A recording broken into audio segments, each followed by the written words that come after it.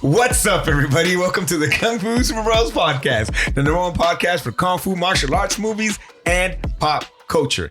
Hey, Abarca, say what's up. Hey, what's up, guys? Enrique, say hi. What? Oh. Wait, you're not Enrique. You're not Enrique.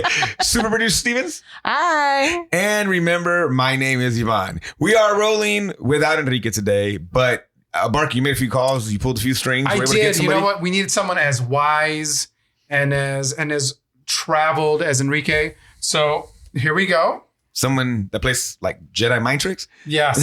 There it is. There he is. All right, there he is. Little Enrique. But Enrique will be back soon. We'll make sure he gets back. I think he's holding out for a bigger contract. Little does he knows that the contract is as big as it's going to get. But hey, what number is this? 62. 62. Yeah, and Steven says she was ready for this. So what's the famous 62? Gosh, no. God damn it. But hey, she'll get that later. You guys went somewhere this weekend. You mean You were surrounded by monsters. this weekend, bro? This is not June 7th. Sorry, 2 weekends ago. 2 weeks ago. Yes. Where'd you guys go?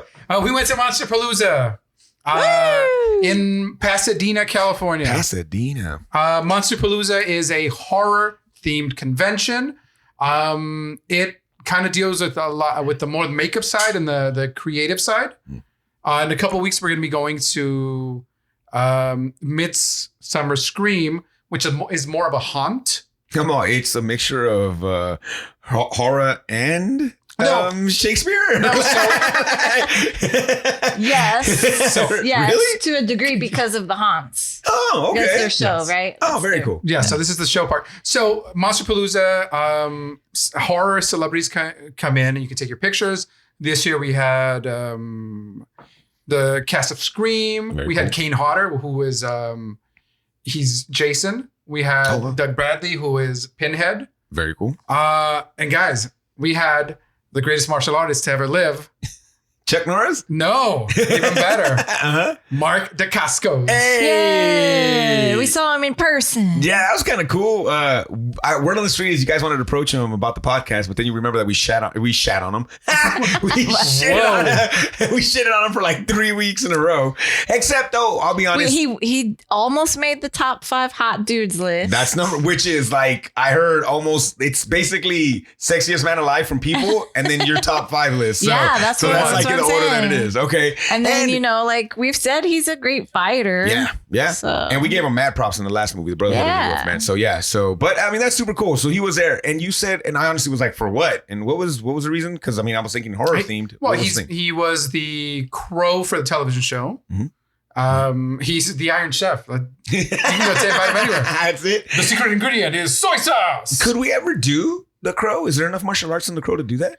I'd have to. I have The fond movie or nostalgia show? for The it. movie, the old school movie.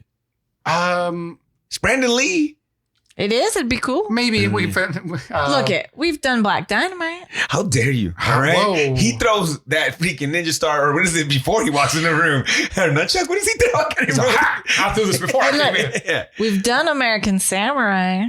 That's true. Oh my God. Some of these movies don't have. And the movie Hey, we'll watch today. We've done Lionheart. Yeah, I was going to say the movie we watch today, guys. We'll Hey, talk about that. We did Silent Rage. The Silent Rage, that's true. I say it's fair game. I think it is. But right now we are in the middle of June-Claude Van Damme. June-Claude So, Van Damme. Hey, before okay. you get going, Oh, yes.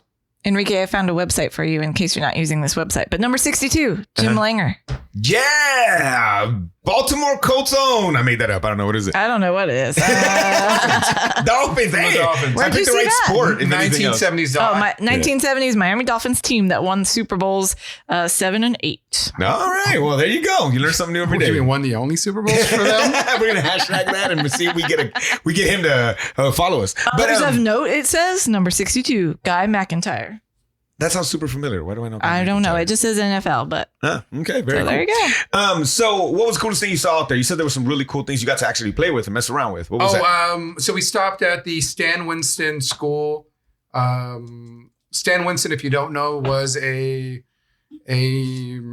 makeup artist from the 80s. So you would see him in Fangoria. You'd see him in I believe he won the Academy Award. I don't know. I wish I had a producer, like right next to me, to look this up. I know the first makeup artist was Rick Baker to win the Academy Award. But you know, let me tell you the hits. What's his name? Stan Winston. Stan Winston. Terminator. Boom. Terminator 2. Banger. The dinosaurs from Jurassic Park. The Starship Troopers. Oh, very cool. Okay. Pumpkinhead. Yeah, so Stan Winston passed away several years ago, but his legacy lives on with a company called Legacy Effects, which has continued to do Marvel, DC, and Star Wars related things. Okay. They're responsible for Baby Yoda, but very cool. they opened up a school in his name, and so you can learn how to mold. You can learn how to paint metal. So like we can take something that's plastic and make it look like your tumbler. So they had the Terminator head, the exoskeleton, and so with a remote control. So it was an animatronic head, and you know, you move left and his neck moves left. You move right, and then it goes up and down, and it tilts up, and his eyes are lit. So I was like, Jennifer Stevens. That's awesome. So that's pretty rad. Academy Awards in 94, 92, and 87. There you go. Oh, dang. Best visual effects. The triple threat. Aliens. The Queen. That's it. That's him. That's it. That's all you got to say. So then, you said there was also a dinosaur that you kind of got to play with a little bit too, or no? There were giant, like life-size dinosaurs that people had made, and I guess they were for sale. What do you mean life size? So it was just the bust. Yeah, but it was the size of a dinosaur? Oh, it was ginormous. It was a busty. A very busty dinosaur. A busty dinosaur. There you go. No, it was a Triceratops. Had a good rack. Wow. So literally, it's as bigger. I don't know. Maybe as my arm span. Jesus, in each direction, maybe even larger. It was big. What did that cost? I don't know. Didn't even check. Like, I can't afford it. Can't afford it, man. I'm just wondering for shits and giggles. We did see a RoboCop statuette too, right? But like it was like a bust of a life size. It's a busty RoboCop. Yeah. It was a bust, but from waist up, I think, right? Yes. Or like chest up, I guess maybe. But Chesticles it was up. it was a life size RoboCop, and that thing was what, 3,100 or something? Yeah. Damn. Okay. So we did see the price of that. But. Enrique, we bought the RoboCop. That's why we're not offering you more money in your contract, buddy. Sorry, we had to buy that RoboCop. Stevens, what did you like, or what did you enjoy checking out there? They, every year they do set up like a horror museum type thing that you can walk through, where they do bring some props from movies and stuff like that. So in that sense, it's really museum. But they also display, because there's so many makeup artists and designers and people there, they also put some of their things into the museum. Oh, cool. So when you're walking through, there's probably my favorite thing there was the life-size Frankenstein monster. I forget what the model kit. Yeah, model kit. So, but what's the a company called Aurora in the 60s came out with a model kit. Okay. And so it's like they scanned it and then they printed it out larger than life. And so it was like life size, like I could stand next to him. Yeah, it was almost like you got shrunk down. Oh wow! Because they had next to it, they had big testers paints. So the paint bottles were like this big. Like 2 feet. Wow. Paint brushes that were like, Yeah. 4 feet, 5 feet. It was really cool. How much did that cost back in the day? Well, the model kit? Yeah. Just maybe like $10 or something. That's cool. Probably less than that. That's awesome. Wow. But this was a huge This was a life-size one. So they Yeah. had the little one displayed, and then next to it, they had the life-size giant That is one. awesome. Very so they cool. had that, and then like just other monsters in there, people's creations of stuff. They had a room display from your favorite movie, The Poltergeist. Ugh. Right? So they had Carol Ann in her bed, and they had like the tree in the window. Hey, dog, this is not you. And then he was there too. they had the tree in the window, and then they had like the old man from the sequel standing in the corner, the guy who's like, oh, Carol Ann. Yeah. And then they had the freaking clown in the chair. Ooh. In the corner. So that was kind of cool, just displayed out. So it's neat to see stuff that and recognize, but then there's also just monsters there that you're like, wow, that's really cool. And this is like, I'm a person who loves monsters. I made one. I want to put it out there so you guys can see it. Yeah. That's kind of dope. Different vibe than Star Wars Celebration? I would say the love for the genre is there. Okay. there's a different crowd of people. Okay. Because you get the goths, you get the people that are dressed up, the rockabilly guys, but the people that dress up as the character or very sexy versions of this character. Like, oh, sexy Jason. Yeah. Like, should I look? It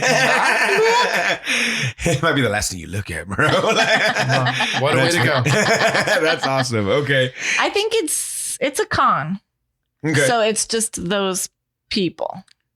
To be people. honest, well, no, but I mean, like Star Wars was Star Wars fans. Yeah. Very fanatical about Star Wars and very like, I saw a glimpse of a shirt, and I saw yellows and greens, and I said, "Oh, I like your Boba Fett shirt," and it was the Mandalorian because I didn't get a close enough look You made a mistake. Didn't see the thing, and I was corrected very quickly. Not only by this guy, but by the person in the shirt also. And I was like, oh my bad. I was like, sorry. Oh my God. So very fanatical. And then like this place is like, if I had said something wrong about something else, they probably would have corrected me about that. But if I said, oh, nice Boba Fett shirt, they wouldn't have given a shit. You know what I mean? Like, so yeah. I get so it. it's fanatical Less about asshole-y? their things. I think so. They were more kind in the crowded part. You didn't get trampled when they announced something at Monster. Didn't really have that experience, but I don't know that I would have been. Although I don't know. When they line up for the bar, they're very What's a fucking bar? Like, I get like that at your local Get out bar. of the way, gotta get to the Like bar. this, what are these three lines for? The bar. The line starts over. Oh, my bad. All right. Scusi. Yeah, I'm the same way. No, when it you know comes what? to that. Here's the thing. They may look weirder, but I think they're nicer. Yeah. I think they're less toxic than the people calling Comic out book Princess guy. Leia. Yeah. Yeah. Okay. I know. Like this week, Stevens went crazy because someone what? at work said that the Death Star sent out orders. And she's like, no, correction. The Death Star does not send orders. They either come from the Imperial Galactic Senate or from the Emperor himself, Jesus Christ. Chief Palpatine. That was all Stevens too. Yeah. So that's interesting. It was. And then she yelled out, go home. So that's cool. So a little more welcoming crowd in something that people would probably be like Monsterpalooza. That would probably be scarier. That's awesome, man. That's But really cool. I will say that we did experience like the crowd. Oh, like the crowds are back, people. Southern California crowds are back. People are dying to get to the things that They're they hard missed. for a squirting is what I heard. It's been the same way. It's been the same way. Of And blood. and even at like sporting events, man. You're right. It's just Oh, kind of is it like, let's same? get out. The only thing that I like about a sporting event is that I'm outside. If it's not like the Staples Center, That's right? true. I'm outside. And no matter what, to me, if the UV's hitting me, I feel safer. I do. It might be dumb. Indoors, though, I do get a little like, I look around like, God damn, man. There's like a lot of people around me right now. I move faster through the thicker parts and I mask up and and then I get to the other side where I'm like, oh, it is a little less crowded over here. Okay. Whew. Yeah, feel like I can I breathe get a it. bit. I get it. But hey, man, like you said, we were for 2 years and a half, whatever it was. The people are ready to be back. Yeah. Well, speaking of monsters, though, we found out. To go right back in. I know. Don't even say that. Don't say that, bro. So speaking of monsters, we found out that a type of monster, my favorite monster, the Joker, is getting a part 2 to a movie that I only watched once because it was so good. It was too good, if that makes any sense. So just so you guys know, the 4 of us actually went, right? Yeah. Yeah. To watch the Joker when it first came out. We went to a questionable movie theater. I'm joking. It was actually really nice. I was impressed by the seats it was and everything. really nice. It was an back there. AMC, bro. Yeah, it was. But you know They're that not place. there anymore, huh? Or are they? No, I'm sure. Well, I don't know. I honestly never go to that movie theater. I But that don't movie theater either. was hot garbage. But the time we went, it was actually really, the seats were super comfortable, real nice. Yeah. And we sat there through the Joker, and we got out. We're and all kind of, looked at each other. what and the we're- fuck did we just watch? But not in a bad way. Yeah, it was just sat in a sad way. In a sad way, Like yeah. you feel bad for society. Everything. Yeah. Guys, this was a feel-good movie of the year. I don't know what you guys are talking about. You I like the identified with Well, that makes sense I coming was from like, you. this is the movie for me. You love the dance number? Finally, someone speaks to me and my generation So, of incels. So it was super cool. Loved it. Thought it was great. But it was just one of those that you were kind of like, I just need to go home now. And just kind of like, well, that's it. Well, you just feel bad. Like Never crossed Stuff my mind there'd be a happened. part 2. Never thought that was Yeah. a possibility. Never wanted one. Never needed one. But there's I a don't know, part 2 'cause coming. there was part of me who wanted to see what that Batman in that world would do to that Joker. Oh. Like the interactions. He's like five. I think there was part of me that wanted to see something that happened though. So what is the title of the new movie? Steven, will you ever find it? Joker, Folie à Deux. And that means, you know what? Isn't it like a Joker Part 2? Is my guess. It's not. It's something about the mind or something like I two don't think minds. so. Yeah, it means something. Like Folly of 2? Yeah, that's like what it is. Like it's Joker 2. Folly of 2 is what we're going with, but I think it means something. But it's defined as a psychological disorder where the same or similar mental disorder affects two or more people. There it is. So that wasn't the original Joker. That's the other Joker. So now the Joker. Given that the Joker is known for having psychologically dependent relationships with characters like Batman and Harley Quinn, this title seems fitting. You know what? So okay. I just said what I feel about it. Abarca, Joker 2. First thoughts. It's literally barely been greenlit, so allegedly. So a year from now, we might be like, remember when we thought that was going to happen? So Joker 2. First thoughts. What? I don't know if we need more Joker. Oh, I love him. Yeah, but I get what you're saying. How dark's it gonna go though? Like it's kind of scary to think now that he has followers. What does he do with that power? Is he even the real Joker though? Oh, well, that's a good question. He inspires a real Joker. Somebody else? And that's the Joker that's going to fight Batman. I want Batman. I don't think you're getting Batman every in different this, incarnation. I want Batmite. I want Ace the Bat Hound.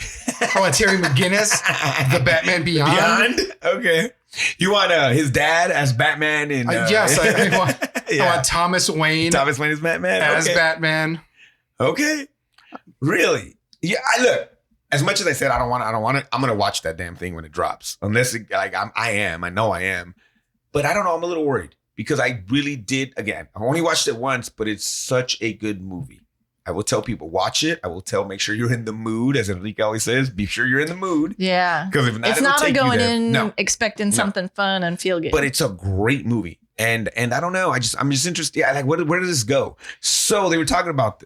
I was seeing something where they were saying like, because it means, is it the two Jokers? Does it mean there's two Jokers? Yada yada blah blah. And I guess William Dafoe in a GQ article, like I don't know how many years ago, said that he'd be so interested to play like a second Joker with another Joker in a movie. Yeah, but his Joker is the old Joker.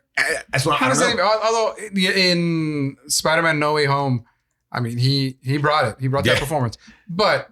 Joaquin, you know what? I am mixed. My opinions are mixed because yes, I do enjoy the Joker, but I feel that Warner Brothers is a lot like Disney or Disneyland Park. Whenever something's going bad, guess what? The Main Street Electrical Parade is back better than ever. And you know what's out right now? The Main Street Electrical Parade, because people are complaining about other things. So I feel like you're trying to just play the hits. Yes. So I feel like there's issues right now. In the morning, I was reading that they're not going to recast The Flash. I heard about this. It's going to cost them way too much money to do it. Is he to do the reshoots? So just as a quick, and we talked about this, the Flash has been acting a fool. He's been arrested now 4 times for assault. Has he calmed down recently? We haven't heard from him, but I don't know if they're just tying him up. I was going to say, did they throw him in a bunker underground or? Maybe. Oh, interesting. Possibly like, hey, you want to keep working? But it's a total financial decision. Yes. And damn. And a bit jacked up and hypocritical of Warner Brothers because Amber Heard is still in her movie. She's in Aquaman. Her role was supposedly reduced. She kept that. Mm-hmm. This guy has been arrested and like there's legit evidence that what he did. Mm-hmm. Meanwhile, I gotta have 3 different actors for Grindelwald because they're like, oh no, this kid's problematic. Okay. Right? So I feel like yes, they're bringing the hits. Mm-hmm. But there's a world right now where there's a movie where Michael Keaton is Batman. He's going to be in the Batgirl or Batwoman show on, I was going to call it Disney Plus, but no, HBO Max. Yeah. Well, this is the thing. My favorite thing about, as much as I love the Joker, but my favorite thing about Batman is the fact that I think hands down he has the best rogues gallery. He has the best villains. There's so many to choose from. Even the ridiculous ones, you could probably find a way to make it cool. You know? And you don't even have to go that ridiculous. Like there's so many. Why recycle the same one over and over and over, right? Like, and Stevens just said, hey, he has followers now, right? Mm-hmm. We literally just saw a Batman movie where the villain has a social media presence and has all these followers. So What's different? There's a Joker in that movie that was teased. Yeah. This is so it's stupid of Warner Brothers. They're like, hey, we want to make another Batman movie, but we're not going to put the Joker in it. Big surprise, Joker's in it. So there's a whole year adventure before the Riddler story. Yeah, because that extra scene, they knew each other, right? Yes. Yeah. So there's that. I don't know. I'm interested to see. I'm interested to see what this all means. Like, I don't want it to be a little kid having a dream at the end of it, right? And it just becomes where that Joker was never even real, or I don't know, or something. Like, well, it does say, like, I kind of read through the thing. It says that Phillips said he previously said he would not return for a sequel unless he could find some thematic resonance. Unless he drive a dump truck like full of money to my house. Like in the first movie. Because he's never done a sequel before. Well, and they didn't do it quickly. So I give them that, I suppose. Right? This is 5 years later. Damn, it's been 5 years? Well, it was pre-Rona? Yeah. I don't even. Everything's pre-Rona and after Rona for me now. Yeah, sadly. Before the Empire, before the Dark Times. But this was like 2018, right? 2018 or 2019 or whatever. So it's been a few years. But by the time 2019. So by the time this gets made and released, it's been some time. So like since beginning, right? Like it's time. So it's not. I don't think they rushed to do it because it was a success. I think he's. Maybe there's some like cool more story. Psychological kind of damage that he wants emotional to explore. Emotional damage. Yeah, but that he wants to explore instead of just going for, let me do a quick sequel and make this a thing. But he won't give me a sequel to Old School? I'm just saying. Well, if anything needs a gosh darn sequel, it is Old School. Yeah. All right, I've been waiting for that. You can't make sequels of comedies the same as you can like superhero I thought this movie was a hilarious romp. Oh, wow. You have just said there's no good sequels in comedy? It's not a common thing. Most sequels to comedies are not. Have you heard about this movie called Bad Boys 3? Hey, Bad Boys 2's I like it. I would classify those as actions, not comedies, though. I like 3 too, though. I do. Those are more action movies to me than comedies. I get what you're saying. I wouldn't call that. I would not put Bad Boys as, what's a good comedy? It's comedy, yes, but my computer's a little today. What are the best comedy sequels? You look for it. I'll look for it too. Hold on. I bet I'll find it faster than you. So hold on, because I have to log into my computer again. What do they consider the best comedy sequel? Movieweb.com says best comedy sequels ever made. I can't even think of one. 22 Jump Street. Oh, it was, yeah, it was good. Gremlins 2, The New Batch. I don't consider that a comedy, but okay. Yeah, see, again, that would be Hot Fuzz. Hold on, they're landing a helicopter. And now there's a helicopter flying. Said too much. They're here for us. But they're calling Hot Fuzz a sequel to Shaun of the Dead. But it's not a sequel. Okay, it's part of the Cornetto trilogy. Christmas Vacation, but I think totally separate than sequel. But that's like the fourth movie in that, or the third movie. I consider that a sequel though, because it's just the same group of characters doing it again. But there's a whole different cast. That's a good point. Right? The only people the kids are different. Yes. Mm-hmm. Okay, what else? So we know real truth. No, I still know really other than 22 Jump Street. Bad Boys 3. Shoo! Is it really on there? Yeah. Shoo! Have you watched that? Have I? It's good, bro. It's funny. Look, it's a watch. I will tell you my beef with it. All right? Martin Lawrence had all this time to make the movie. Will Smith's in there practicing slapping people like he's practicing Tai Chi. Martin Lawrence is like, hey, you want me to annoy? Okay, cool. When's the shoot? Tomorrow. But he's a funny man. Fat doesn't make you funny. I know. Continue. Go ahead. Adam's Family Values. Okay. And that's their 3 out of 8. Listen, I'll give you that one. You know why? Because it has Debbie, the temptress of Waikiki. It's fun. Shrek 2. Which one's 2? Puss in Boots. Oh, okay. The first one where you get him. I enjoy those movies in Spanish better. And then their number 1 is Borat subsequent movie film. Okay. Yeah, that might be to me. Oh, it is number 1, but that might be to me the best but you notice there's no. That's what I'm saying. Comedy movies on there's no like comedies that have a really good sequel. Like it's hard to do because you want to laugh as much, but you've Indiana already told Jones the good 4 jokes. Made me laugh so much. I was like, you know what gets cut out of comedies? The bad jokes. So the good jokes stay. What goes in? I don't know about that because Well- I saw all the extra scenes to 40-Year-Old Virgin, and I will sit here and tell you, if you have never went through and Hey, watched some of those all, are just not movie appropriate. That's if all. you all I'm saying is if you have not gone through and watched all the deleted scenes to 40-Year-Old Virgin, you're missing out. Anchorman 2 was not on this list. Again, but nowhere near as good as the first one. It did not piss my wife off as much as the first one, for sure. Anchorman 2 was not as good, but like, I mean, yeah. Well, actually, Anchorman, all the deleted scenes are actually funnier than Anchorman yes. 2. The movie they put together of the deleted scenes with the presidents and stuff. That was actually really, really cool. That's great. I just, when you said that, I was thinking about that. That's interesting. So, okay. Joker 2. We'll see. We'll see where it goes. See what's going on. I think that there was before we switch over. I feel like movies are a reflection of their time. And so we got this post Donald Trump era movie, and I feel like that movie was addressing people just kind of following for whatever reason. I'm not even trying to make fun of anybody, but it was trying to like, here's, if you have a platform, people are going to follow you, and I don't know where you're gonna move the next sequel, right? Or the next movie. What's the next one kind of addressing?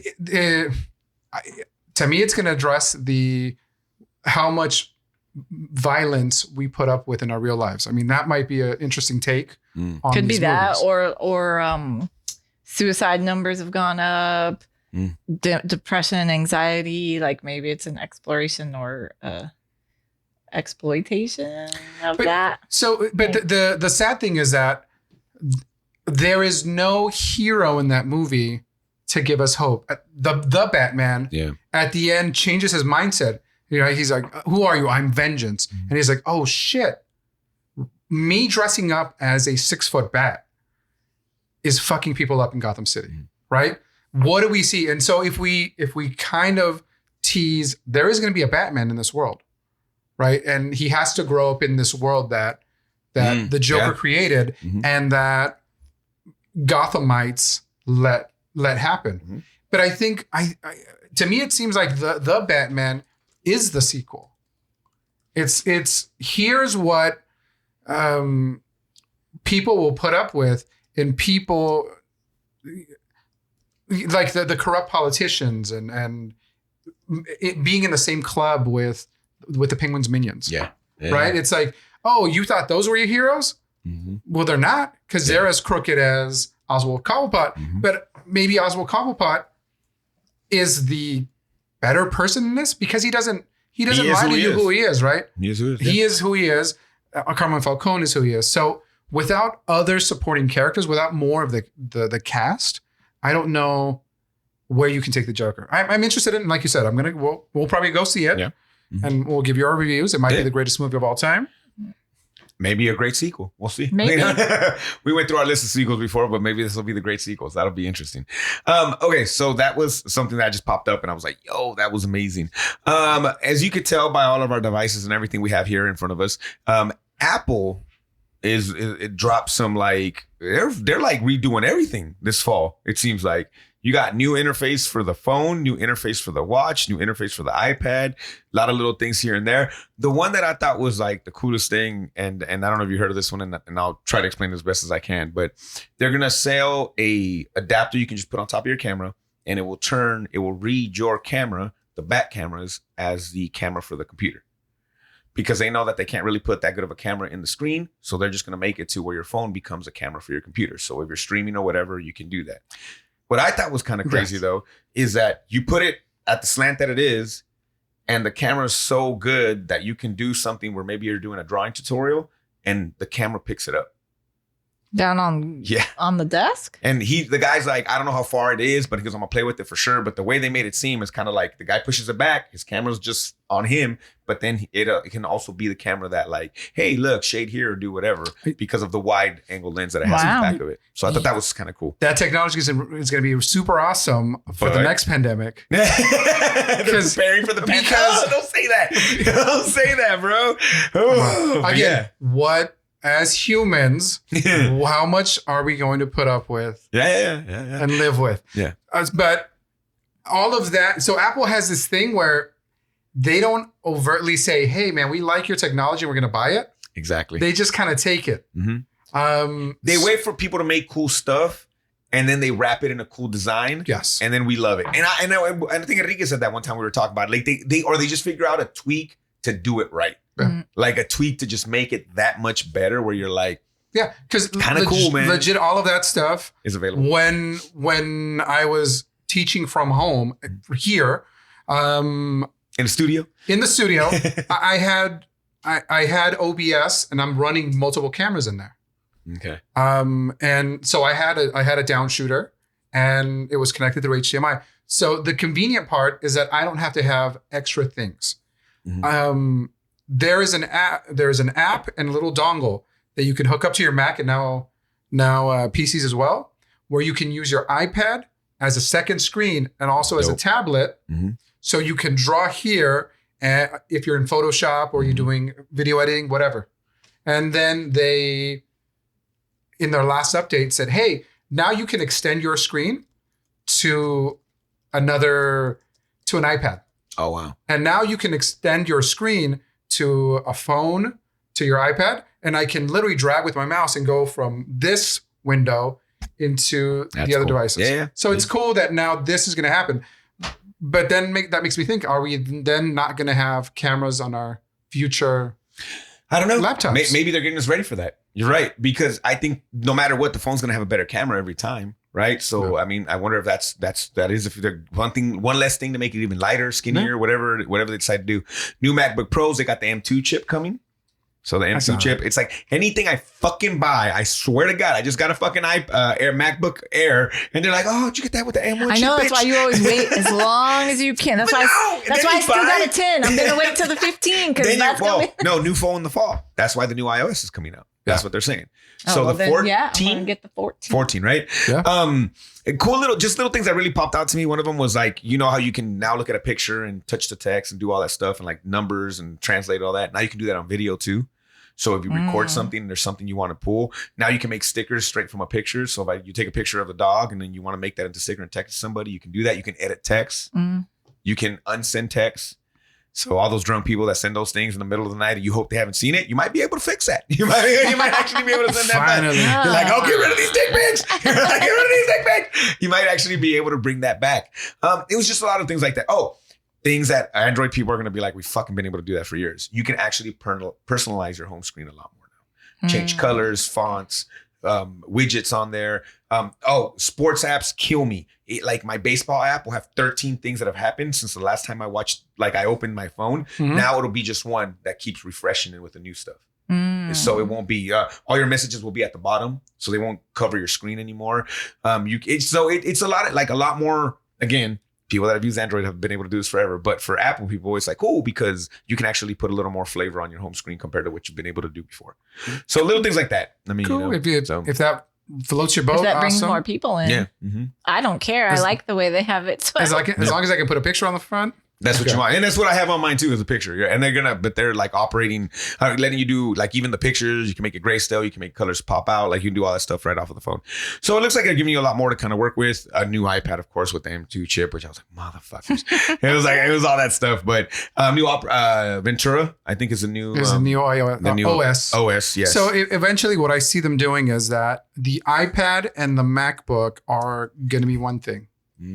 And so the only difference is going to be that there's going to be a pro designation so they can charge you more.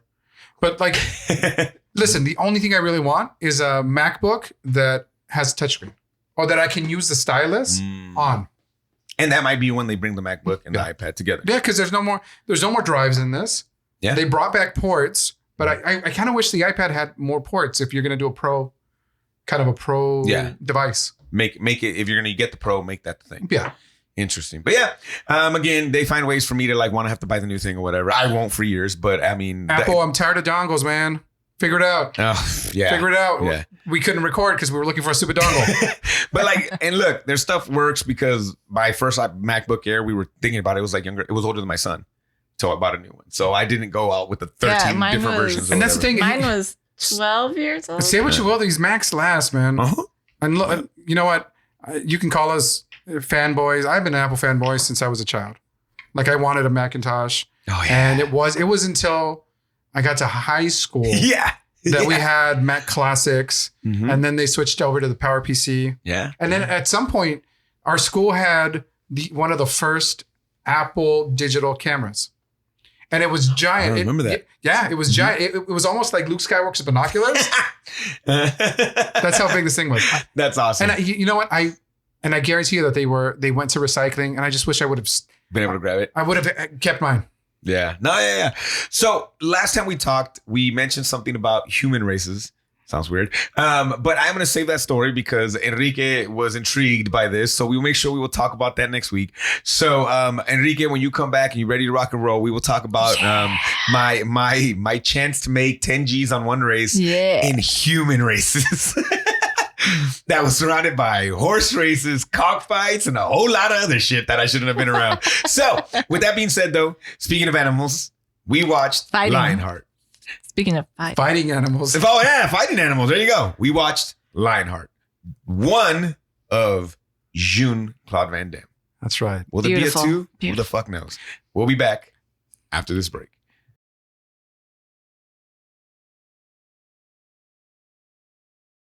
All right. That was a trailer to Lionheart. And it didn't lie. You got exactly what you got in that trailer. I remember this movie, but not as much as I thought I did. I had forgotten the first part. I remember all the other fighting part. Yeah, the fighting parts I remembered. Yes. None of the other shit that was going on. No. None of it. So I only remembered snippets too. I was just telling him that before. All right. So it's weird. Abarca, as you get on the back of the box, I'm going to try to find out if Enrique liked this movie or not. Over text real quick. I should have thought about this earlier. But hey, Abarca, hit him with the back of the box. Wow, I wish you would have thought of this before because I did not write a big old thing. Just drag that out. French soldier begins participating in underground street fights. Why don't you just call him? In order to make money that makes more sense. for his brother, for his brother's family. You got to put him up to the mic. I know, I got you. This movie is directed by Eric Carson. It stars Jean-Claude Van Damme as Lyon, Harrison Page as Joshua, Deborah Renard as Cynthia, Lisa Pelican as Helen, Ashley Johnson as Nickel, because that's how he says it, Nickel, Brian Thompson as Russell. That's right, Lionheart, 1991. Just vamping for Enrique. Oh shit! I was waiting for you to finish. My bad. That makes sense. Why would we wait? I'm gonna FaceTime him to see how he's looking, how he's doing. Not that they can see that, but it's all good. Hopefully he's feeling okay. All right, hold it up to the mic, bud.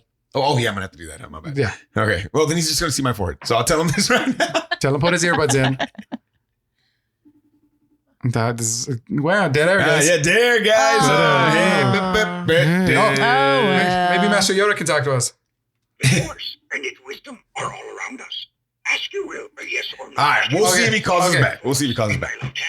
Master Yoda here can tell you if he liked the movie or not. You have to ask him a question. Okay. And then I'm gonna hold his hand. Master Yoda, did Enrique like Lionheart? Yes, I sense this is.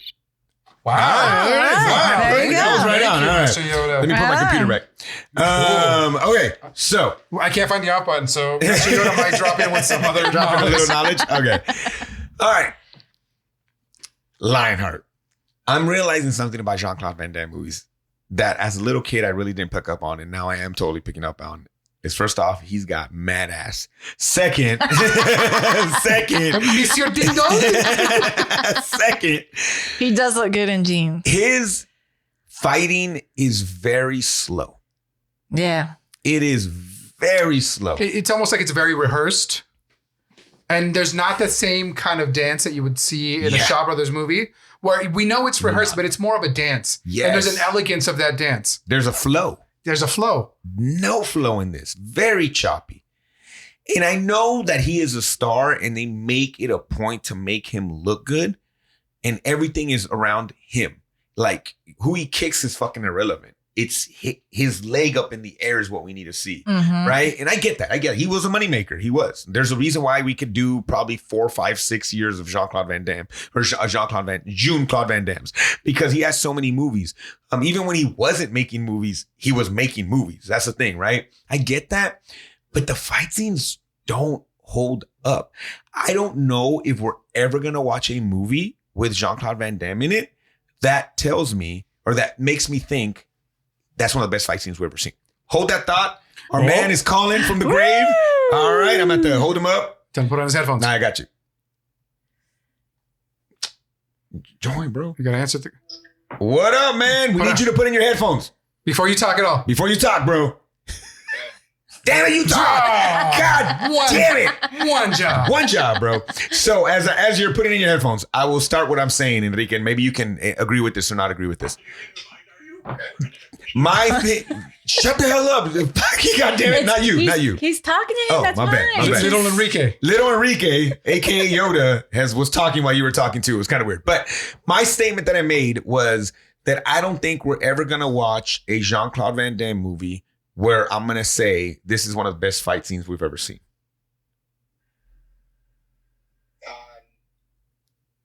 No, they're just boring fight scenes. Yeah, I don't remember ever feeling like they were when I was younger. But now that I'm watching them, I'm just like, dude, they're so slow. How is it that Shaw Brothers 20 years before were able to make fight scenes that I was like, yo, that was amazing, Gordon Liu or whatever it was? Maybe it goes back to what we have talked about before, where they had to slow things down for American audiences because we weren't used to that, right? So we already had wanted to see it. Bruce. I get you, and this is also what 90 whatever. Yeah. So, but maybe it has to do with the way he likes to see the fights on, because I'm assuming he gets some say in what he looks like. Okay. All right, Enrique. Well, go ahead. This was his movie, right? Like he wrote it and everything. Oh, I don't. Is that? Yeah, the story by him. Oh, okay. All right. So, and then I think he's really proud of his like roundhouse kicks and stuff. He seems like That's what we just finished saying. Yeah. Yep. Did Enrique like the movie? so he did, and it's like he's like sets up for him, Yep. and the people he's fighting against are just waiting for him to set up, and then they go at him when he's ready. Yeah. True that. Yeah. And also, are we gonna continue? Was this his thing? Like the walking montages? Like, is that his thing? Dude, so mad sacks and walking montages, bro. That's what you get in the Jean-Claude Van Damme movie, bro. The walking montages with the like sad faces. Yes, I have that in my notes. I'm all, oh, he looks sad. You look like you jumped off a bridge, man. Want some chicken? Okay, so. The movie was aight. Okay. It wasn't horrible, but it was aight. Would you tell people to watch it? Yeah, sure. I mean, not really, but I guess. So I'm going to assume not your favorite Jean-Claude Van Damme movie so far. I mean, Bloodsport is way better. Okay. All right. I will argue that Kickboxer is better too. Bloodsport. Yeah, I mean, because the fighting in Bloodsport is like pretty good. Yeah. I even think Kickboxer is better than this one too. Yeah, but we haven't seen that, right? Yeah, we did. The Tong Po, the guy with the long trenza. Gotcha. Yeah. Okay. All right, man. Well, feel better, bro. We will see you next week. I'm saving my story about racing, doing human races. So we'll talk next week, man. You will not see me next week. No. Well, next. You know what I'm saying. Yes, next week, dog. Yes, we Yeah, will. all right, bro. All right, Bro, man, talk to you later. it is not June 7th. Damn, you broke the fourth wall. Enrique, what the hell, One bro? job. All right, man. Have a good one, sir. Feel better. Now we're going to shoot on Enrique. Anyway, so yeah, I was very meh in this movie. I thought this movie was a lot better than I remembered it. I was kind of disappointed by the end of this movie. So that's all I got to say at the beginning of it. Anything on the choreographing or what we're saying about the slowness? What are you thinking about that? I think it is kind of a vanity thing, and not sexy vanity.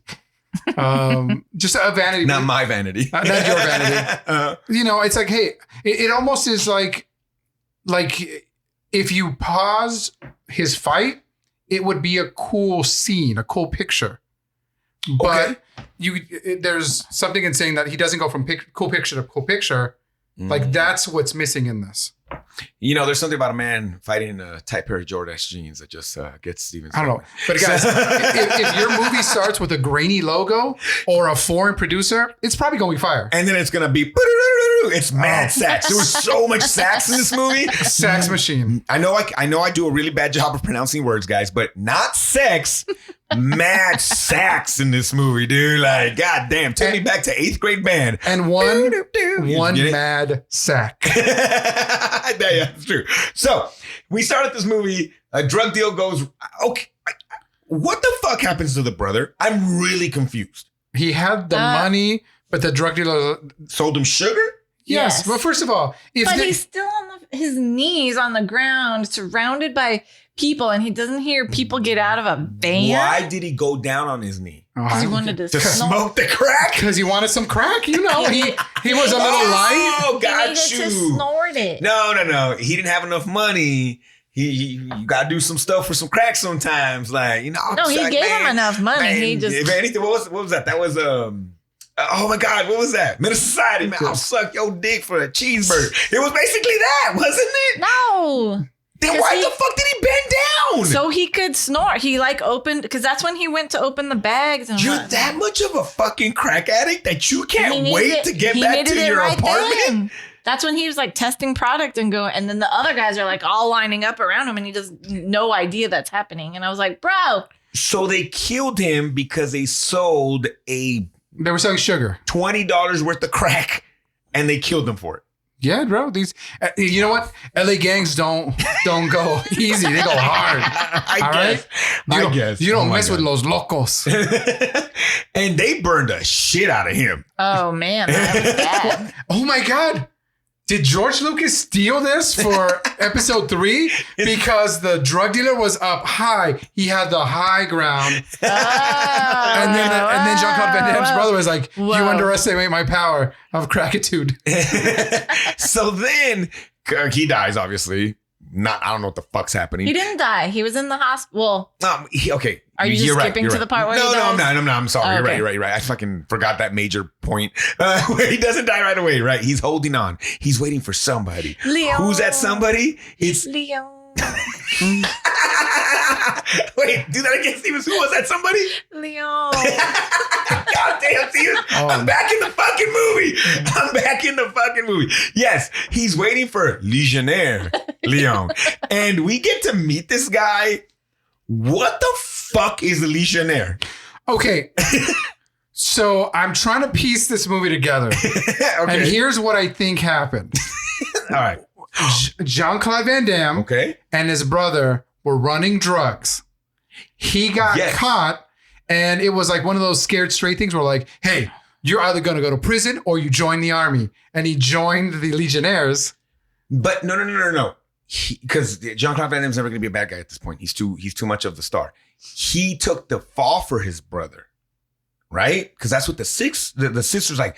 You told him to run drugs. Like, no, I didn't tell him to run drugs. I took the fall for him because he couldn't survive in jail. Mm-hmm. He's like, he could not survive in jail. Yeah. So I think the brother was always dirty, but she blames Jean-Claude Van Damme or Lyon because he left them in the streets of LA. And if we know anything about the streets of LA, they go what? They go hard, man. So that's what it is. She knows that he was running drugs, her husband. Well, yeah, because she says, why you got him addicted to this, what? And then you got him. So yes, he was like a scared straight kind of thing. Okay. So he becomes part of the Foreign Legion. Yes. Stevens, when you look up the Foreign Legion, what the fuck what is that? The Foreign Legion is a corps of the French army with a specific command and comprising several specialties: infantry, cavalry, engineers, French airborne special forces. troops. Okay.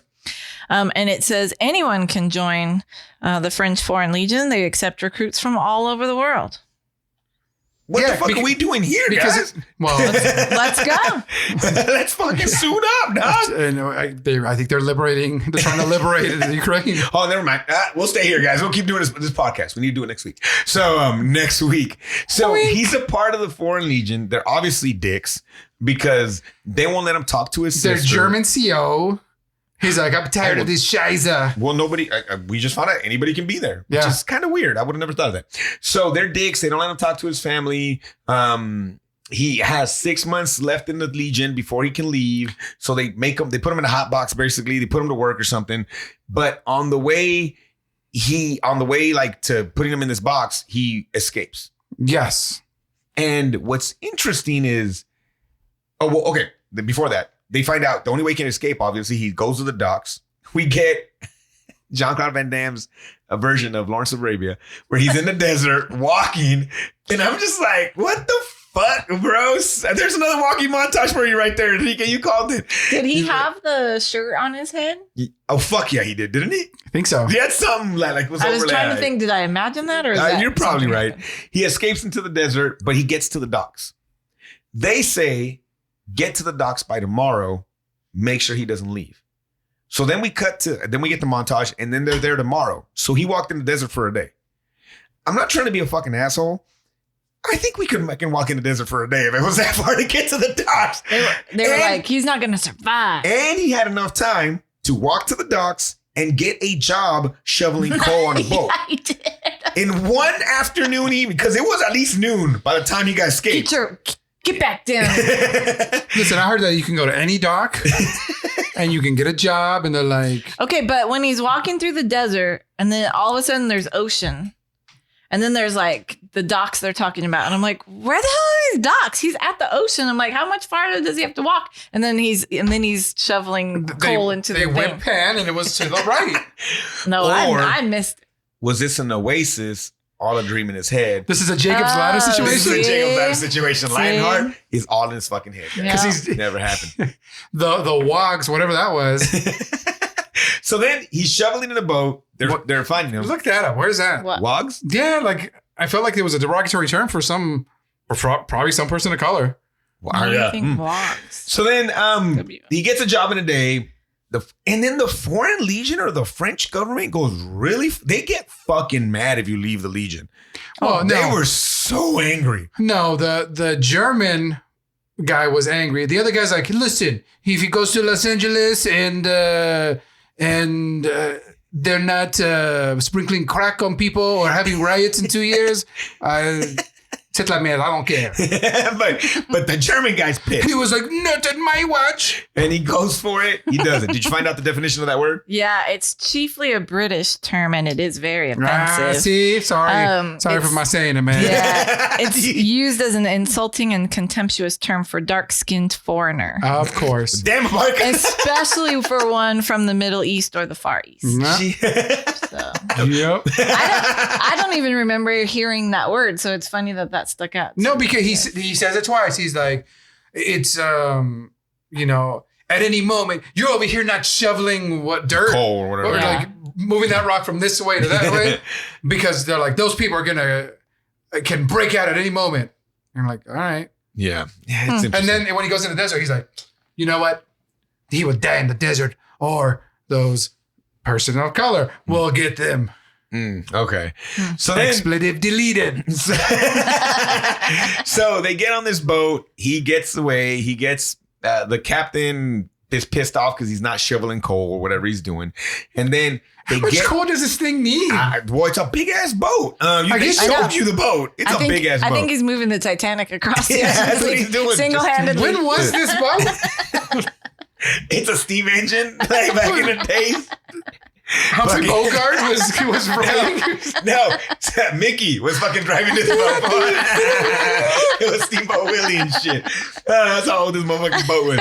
But my favorite part is they get to New York and he's like, you fucking told me we're getting to LA. What the fuck? And he's like, shut the fuck up, man, and go shovel some more. And he's like, get back down and shovel some more coal. And he's like, fuck you, woo. And he just jumps off the fucking boat. When they pan to New York, it doesn't look close. It looks kind of fucking far. Yeah, it's kind of like the Alcatraz distance, right? It's like it's a bit out there. Nobody's ever made. Yeah. Right? Yeah. Nobody's And doesn't he ever hit that guy? fucking Doesn't made. he hit that guy first? He grabs it and he's like, he's gonna Oh, throw yes. him overboard or Yeah. whatever. And he's like, Yeah. no, I will do it. And he just fucking jumps into the water.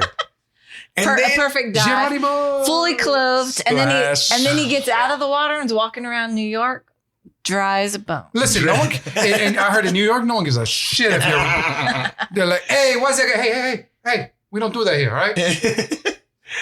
So he's They're like fucking tourists. he's trying to call his sister-in-law, and the operator's not very helpful. I don't fuck. They have If you don't deposit coins, your call's not going through. I don't care if you're the mayor's sister.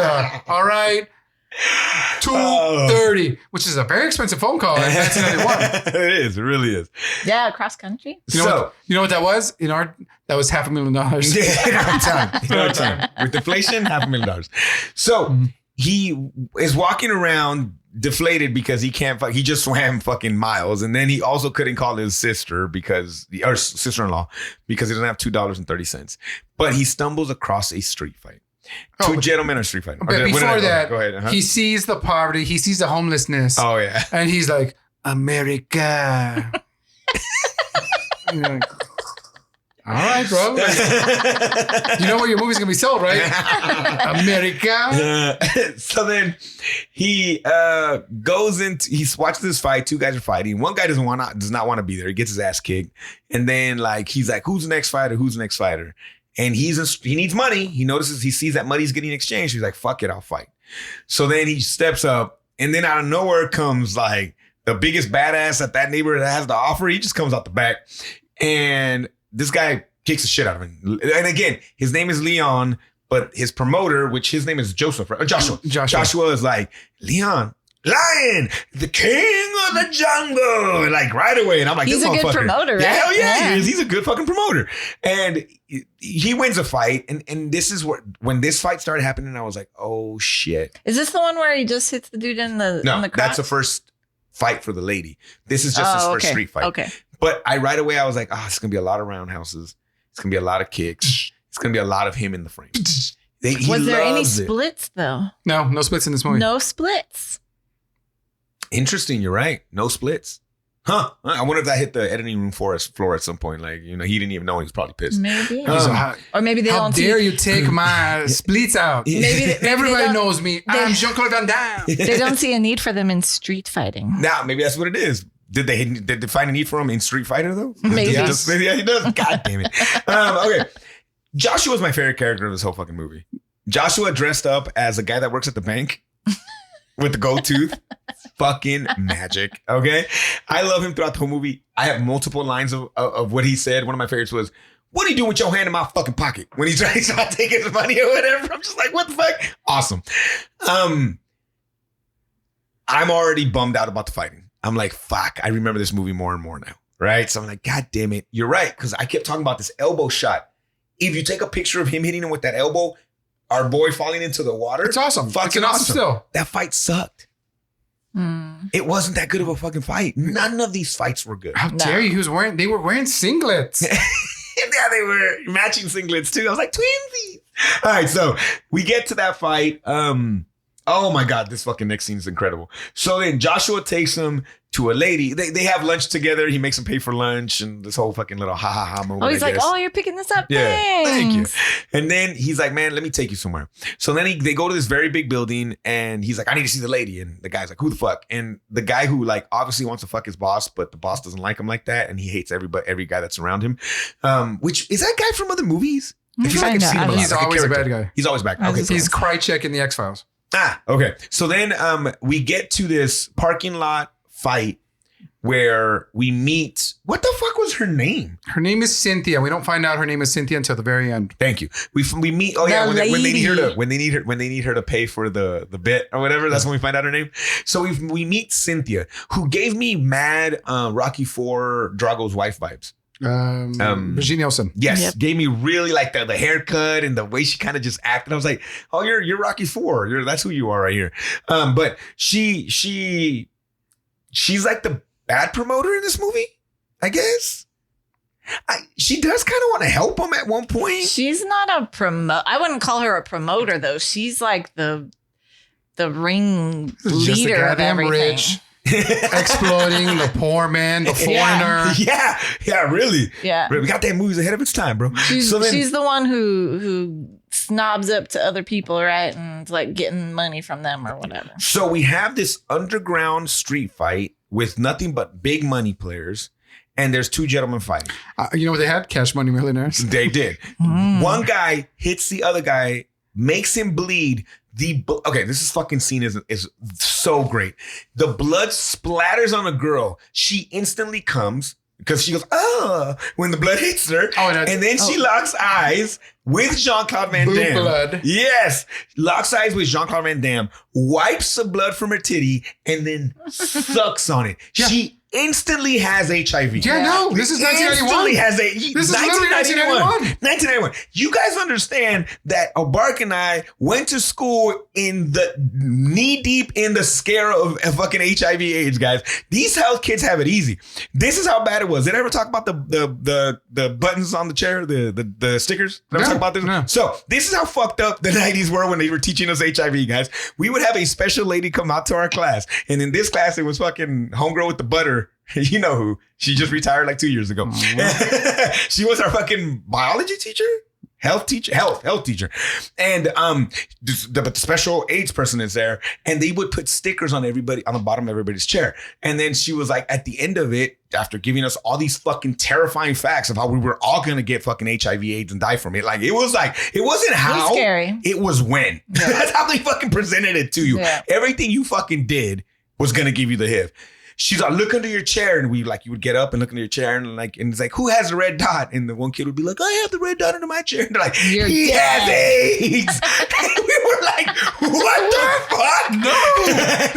So that was freshman year. For the next 4 years, Billy had fucking AIDS, right? So Billy would come in junior year, be like, hey, what's up, guys? Hey, I think we should do our work now. Shut the fuck up, Billy. You have AIDS. Oh my God. These were horrible times. Billy, don't let them treat you like that. They were horrible times. They were horrible. Because that was at school. And then you'd go home, and then Oprah's on. And I watch Oprah, and there's like a little black girl, and she's like, no one wants to play with me because I have AIDS. And there's another boy, and he's like, yeah, I got AIDS from a transfusion. And they're like, you burn in hell, you have whatever. Yeah, it was wild. Wild fucking times. So this is 1991. And she's licking blood. Blood. Instant HIV. That's what I put down in my notes. I was like, instantly she had it. And then like when the blood hit her, she literally instantly was turned on. So fucking weird. And then what did she expect? That was a crazy lady. She's like, you know what? Hey, lady, I like how you lick that blood off you. That's what I'm saying. The lady's not crazy. The lady's a goddamn actress. And I give her props because she made me believe she was turned on by that blood. So fuck, whoever that lady is, props to you. You should have won a fucking Oscar that year. Because I fucking believed it. What meeting with these motherfuckers? Again, how much cocaine was stacked in front of them that they thought, all right, so we're going to have this one scene. And this played out in their head. And they're like, yeah, dude, that's fucking hot. Because that's what that is true. That scene is a hot scene, right? You know what? Based on a true story. They were at someone had an experience. Oh my God. Jean-Claude Van Damme one time, he's like, hey, you need money? He's like, yes, I do. Yeah. And for everybody that grew up in the 90s like we did, sorry guys if you were trying to put those HIV classes out of the head, but it's true, guys, it happened. And Billy, I'm sorry, but you had HIV for the 4 years you were in high school. Sorry. So he went away for school. He's like, fuck you guys. Oh, poor Billy's on retrovirals and he doesn't need them. He's just like, they told me I had. Fuck, who thought that was a good idea? Jesus my Christ. T-cell count. Again, this one, look, we were fucking 13, 14-year-old kids, guys. What the fuck else were we supposed to do? An adult thought that was a good fucking idea to put stickers on the bottom of chairs. An adult thought it was a perfectly good idea to take a banana and put a condom on it and be like, this is how you do it. And I'm like, am I the banana? And then you're like, will I grow to be the banana? Why's your dick crooked like a cockroach leg, motherfucker? Goddamn. You can fuck around the corner. That's how crooked that shit is. So it's crazy. It's wild, guys. The 90s. So anyways, so we get that fight. A great line in this one too. So Leon, she thinks he's too pretty. Cynthia instantly wants to have Jean-Claude Van Damme's love. She wants his blood all over. Yeah. Oh, yes, she does. So then she puts him up in a fight. She's afraid that his pretty little face is going to get banged up, but she's willing to give him a shot. And he wins this fight with one punch straight to the dick, which I am a lover of punches straight to the dick. I think they just get the point across. Being hit in the dick by many objects throughout my life, it fucking it hurts. You are fucking on the ground. So I love that. That was my favorite fight. I appreciated it because that's how the dude that he was fighting beat the dude before him. He gave him a dirty kick. That's a dirty fucking punch. Because that was a dirty move. And I was like, And then as soon as that happened, I was like, yeah, fucking serves you right. And that guy had a great line before he fought. He's like, "You're pretty. I don't know whether to fight you or fuck you." And I was like, "Yeah, this movie's awesome." I thought that was going to be your quote at the end. I know. Spoiler. No, yes. I have a whole scene for the end in this one, guys. He's like, "You want chicken?" That was my favorite too. You look like you jumped off a bridge. You want some chicken? I was like, what And not giving me a fresh piece of chicken. It's the chicken you had in your That mouth. you already were eating? All right, so he fights. He makes some money. He makes $5,000, which, dude, in one fucking night, $5,000 in 91? That's fucking pretty badass.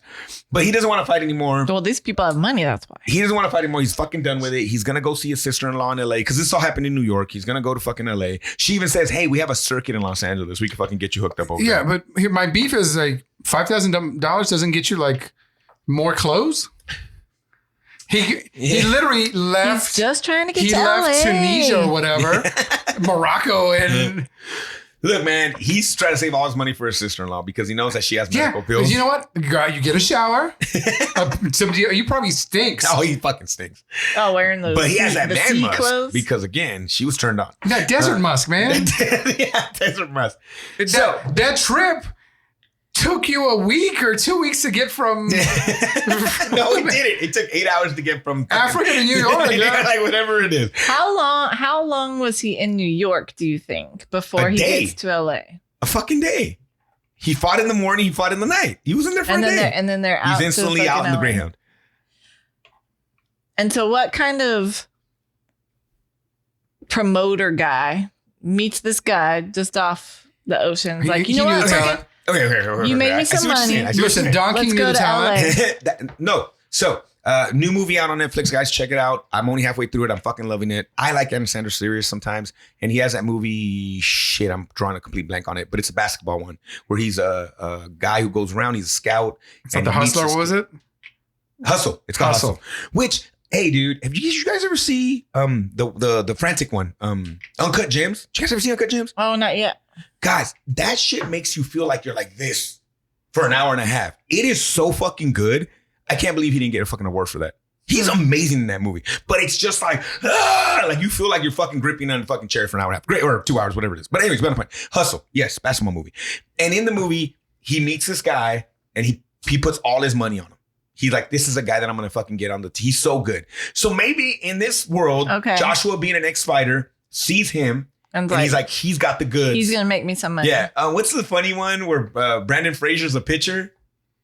And he meets him like in Mexico and shit. Remember? Oh my God. That's not Rookie of the Year. No. The Scout. The Scout? The Yes, Scout. Yeah, the Scout. He puts all his money. So that's your sports movie trope. Or like isn't it? Matt LeBlanc and Ed with the monkey. He put all his money on the monkey.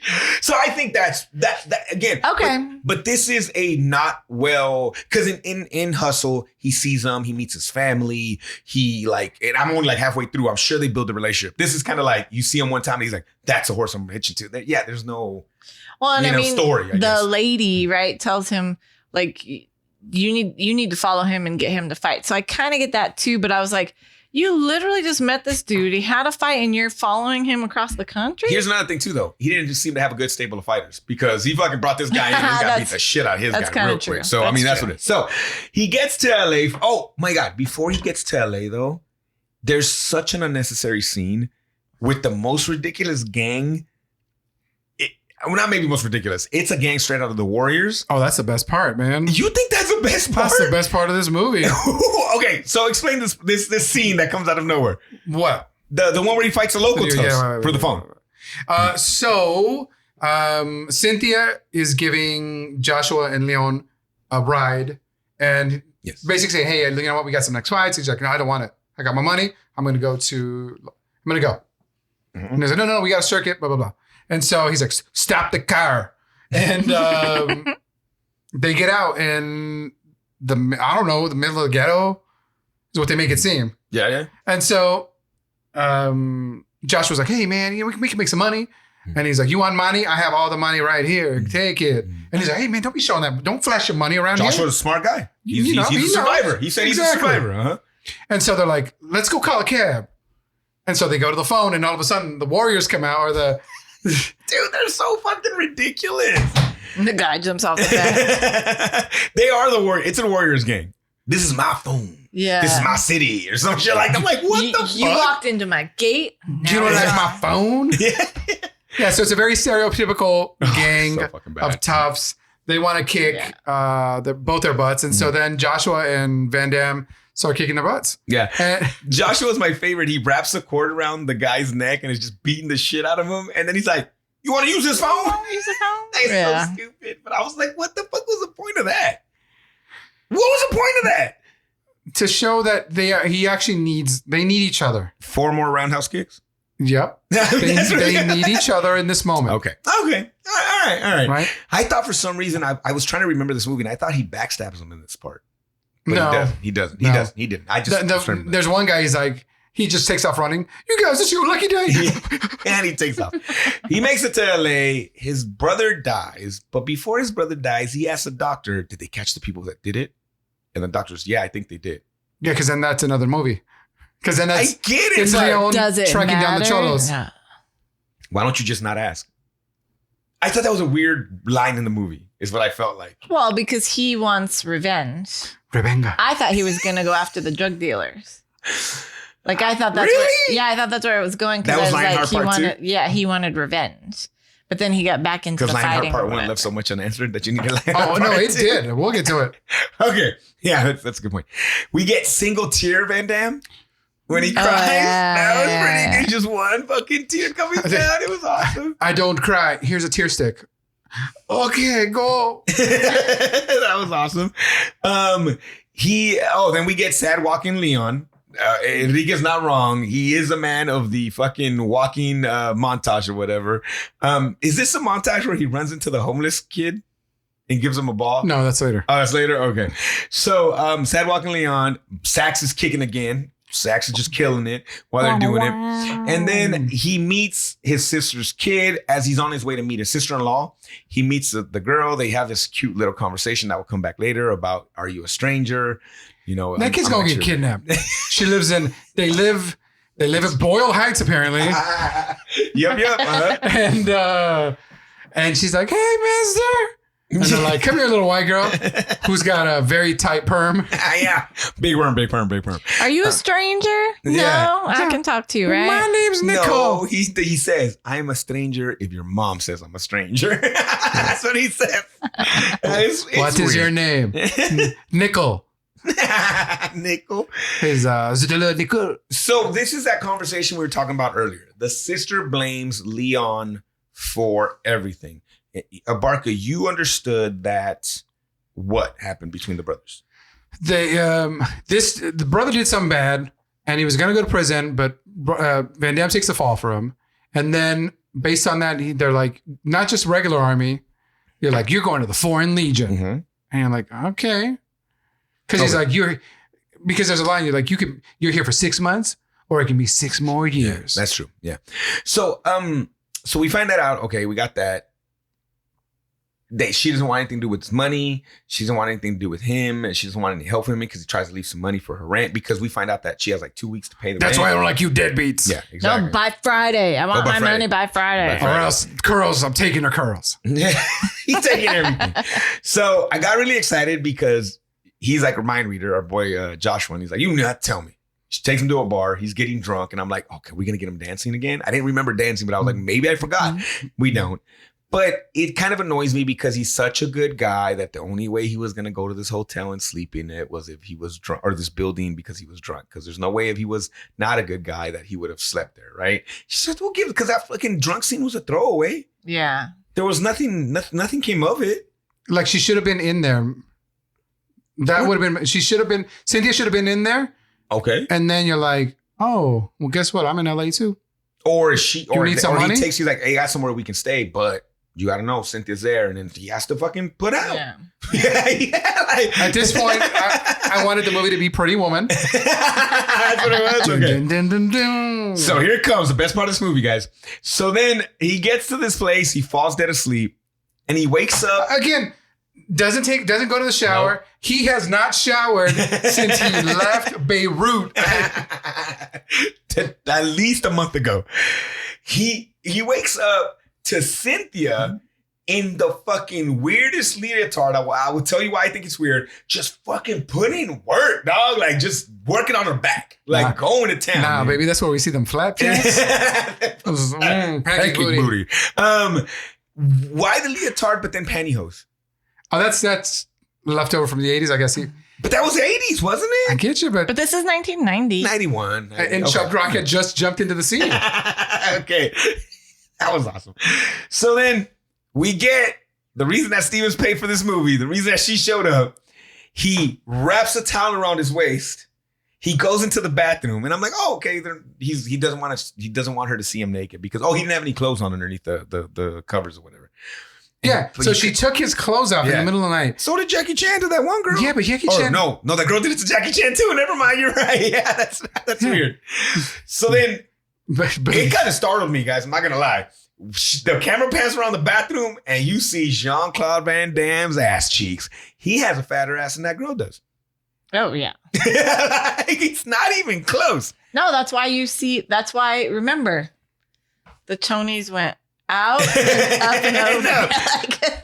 He's got to be the best ass we've seen so far in movies. Oh, well. Asalodicus was his Roman name. Have we seen a Jet lot Li, of dude asses? Jackie Chan. Did we get Dacascos? We got a little side cheek. Dacascos from Dacascos. But dude, they don't hold the candle. No. I mean, really. he's a Nicki Minaj. Yeah. He's a Jennifer Lopez of this group. Like he does have that. Bloop. Good Lord, that man just squats. Like I said, just splits all day long. Good goddamn. Jesus Christ. All right. So that I turned the movie off after this, guy. So I stopped watching it. That was it. I credits. I feel very inferior, so I'm just going to be working out right here, guys. Working out them glutes. Dude, goddamn. Man, all I did was turn this movie off and start squatting. That's what I did. I went home and just started squatting. By the end of this podcast, you know what? Breaking walnuts. Yeah. So we get then we get a fucking shopping montage. Pretty Woman. Yeah. And we get such fucking stereotypical characters in this movie. We get the gay guy that works at the store. What? He was gay? Hope everything's good. Hope everything's fine in there. Oh, that's when he's in the tidy whities? Yeah. Rivaling John Cena? And I'm telling you, dude, this girl is putting it out there. Like, she is making it 100% clear. She wants ass. She wants Jean-Claude Van Damme, and he's not having any of it. Listen, you don't need that ass. that ass seems good at the beginning, but then there's issues. And he doesn't shower for a month. Well, no, it's just Her ass or his ass? Which one are you talking about? Yeah, Van Damme doesn't need this girl. Oh, yeah. I'm trying to say. Okay. You're right. No, because she's gonna be like, he's like, I am not your toy. We find out that the French are there and they're watching. They're keeping eyes on this guy. Oh my God. And then Leon is like straight stalking the family. He's out there fucking checking out this little girl when she's riding her new bike. Because the one thing is he does agree to finally fight again. Yes.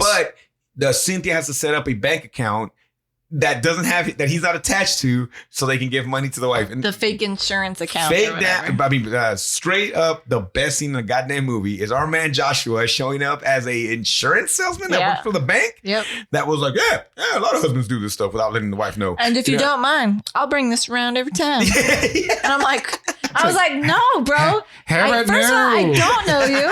Why don't you pop that check in the fucking mail? Sir, I live in Boyle Heights. I don't know you.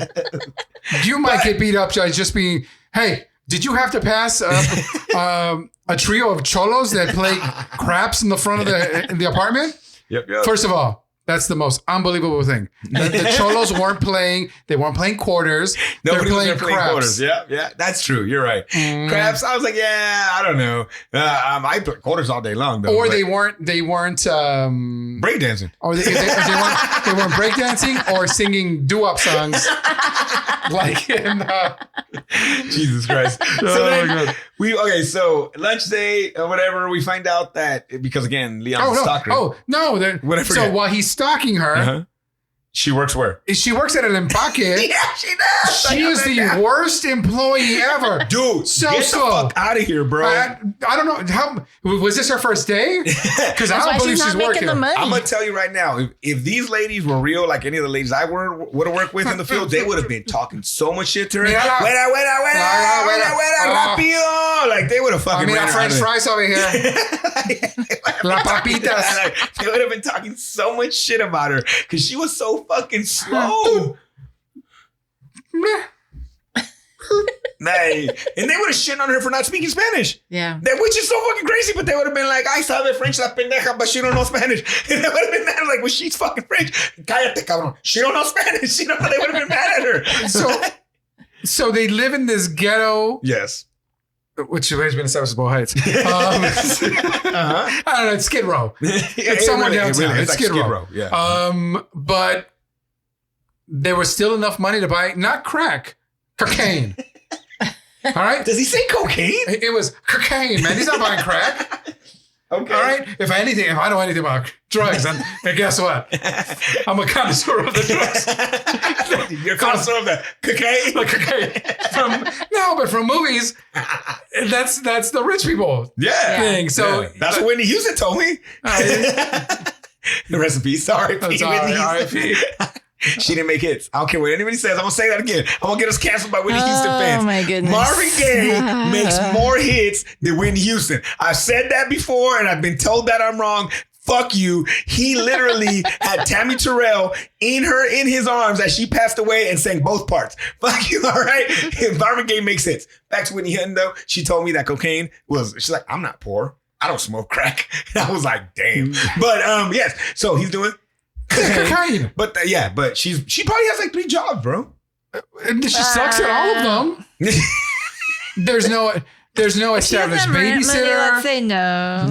We don't see her alone in the house. This is maybe she can't make rent money because she's not getting paid per box. Like that's a good fucking statement. You're right. She is getting paid by box and she sucks at it. That's what I mean. Yeah. So we set up this is where Jean-Claude Van Damme, again, being the fucking superhero of this movie, meets a little homeless girl, gives her a ball of some sort. Yeah, and it's like the most camera-ready homeless people ever. And you know what?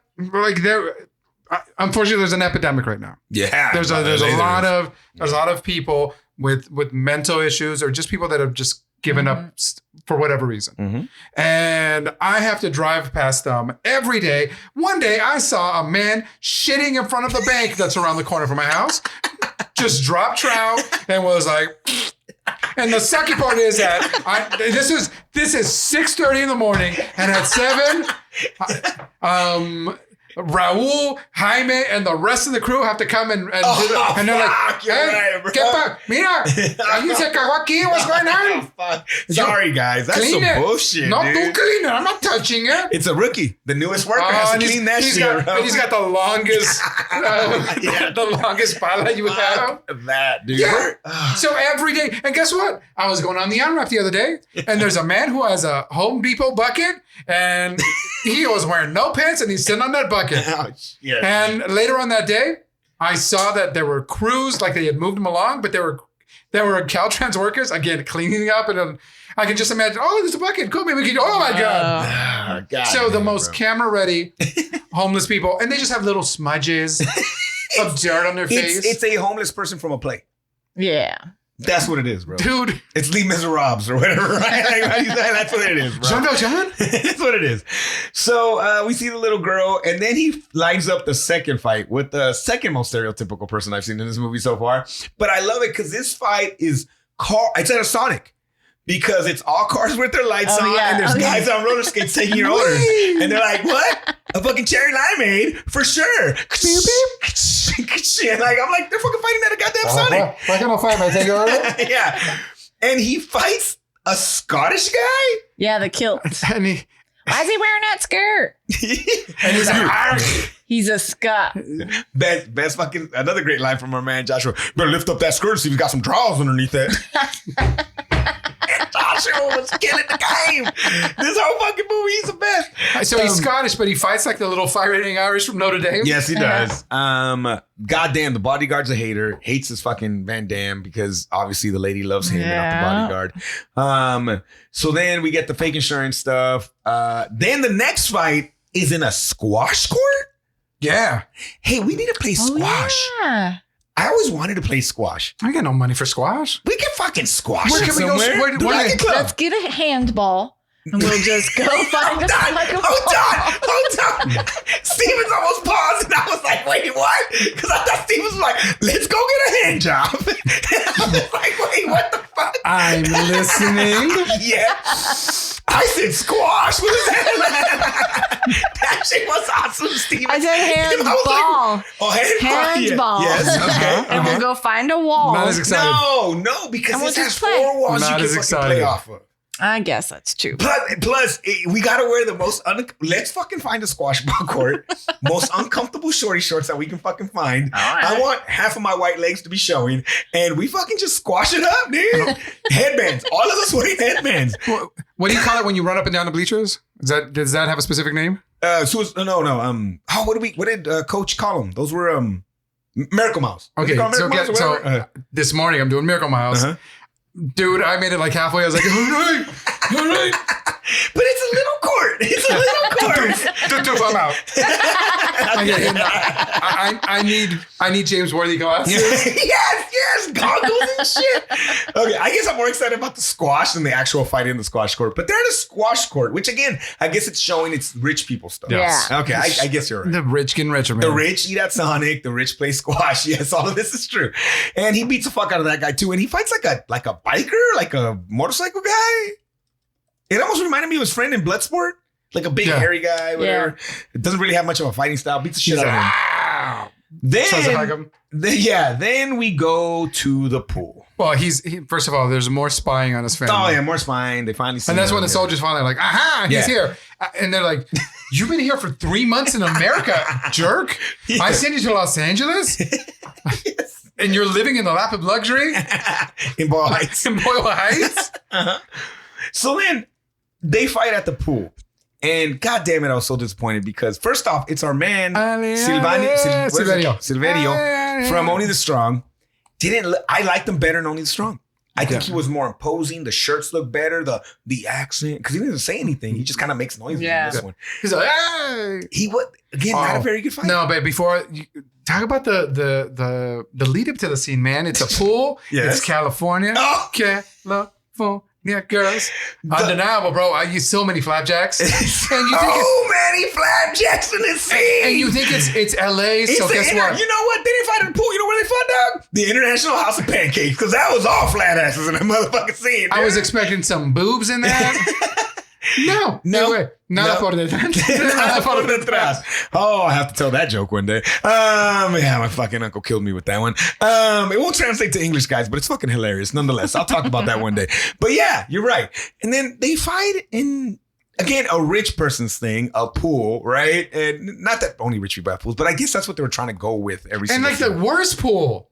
Yeah, it was kind of because it was only like it was that green water at the It bottom. looks like kids shit were like Well, it they're looked like, like hurry it up, was old being people, we gotta go drained. skate. I don't know if it was drained for their fight or if it was just like maybe no one lived there. It had to be drained It was for like the fight. what's the movie where the kids go find, like the skater movie where they go and they're like they look for the houses that nobody lives in and It's they a skate in the documentary, but they made pools. Dogtown? Something like that, Something yeah. like that, yeah. Lords of Dogtown. There you go. Lords of Dogtown, yeah. So like maybe it was that. Yeah, But you're rich. Their last fight wasn't a squash place. I can But just go to this a was- racket club. This was fucking up on a mountain in Hollywood or whatever. It was in the Hollywood Hills. It Yeah. probably was, right? Okay, then I'll speak of that because the last fight fucking annoyed me. But okay. Or maybe so- it was Glendale and they were at a porn house. They went to the valley. They were at a porn house. So again, this fight sucks. The only cool thing is that elbow strike, and you're right, it's one good picture and that's it.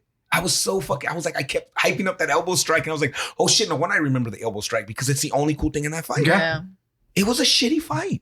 And there were lots of I don't like the water things when they hold each other underwater. I don't like He the- almost died in crappy water. Yeah. I don't like that this movie shows you the crowd so much.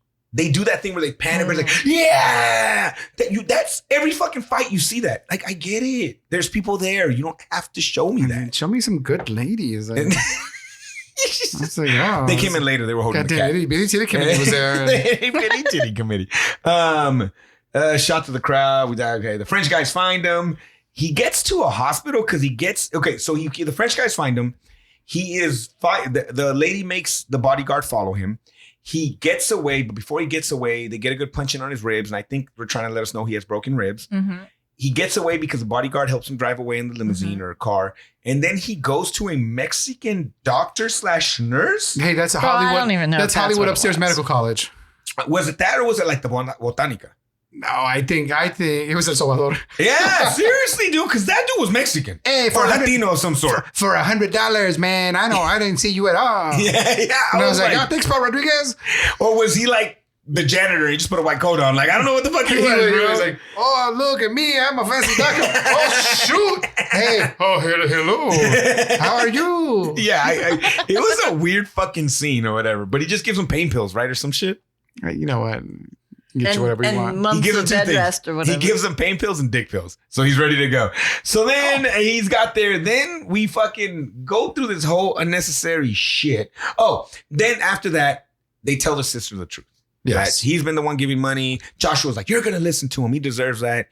And they reconcile. And the little girl's like, I knew you weren't a fucking a stranger. A pervert? Yeah, exactly. And okay, yay, fucking great.